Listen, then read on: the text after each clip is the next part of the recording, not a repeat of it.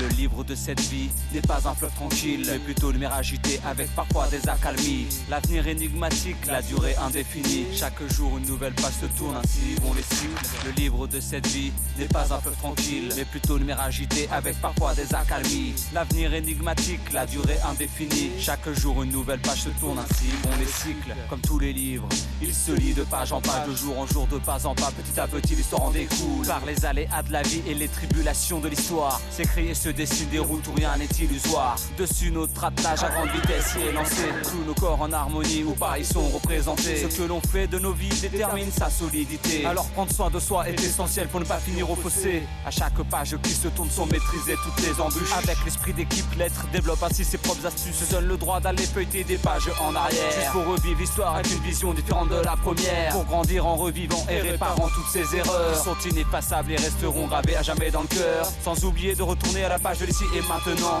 pour continuer de goûter à la magie du moment présent. Le livre de cette vie n'est pas un fleuve tranquille, mais plutôt une mer agitée avec parfois des accalmies. L'avenir énigmatique, la durée indéfinie. Chaque jour une nouvelle page se tourne, ainsi vont les cycles. S'épanouir, s'enrichir, des mots portant vers le haut. Comprendre la raison de leur présence en trouvant la cause. Et pour les autres, leur étymologie apporte beaucoup pour comprendre leur rôle. Chacun d'eux est important et cela fait leur force.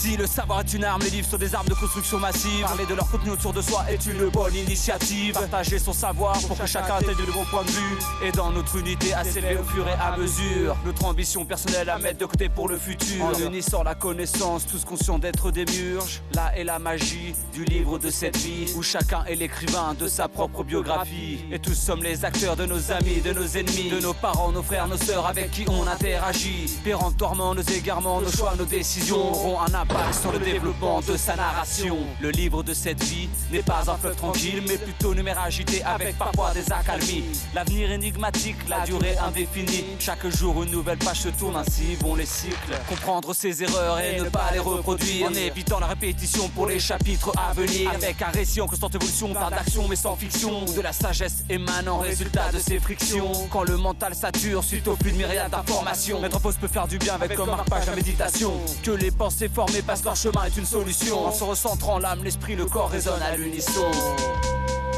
Yeah. Petit joueur à la prod, Awaki. Yeah, yeah.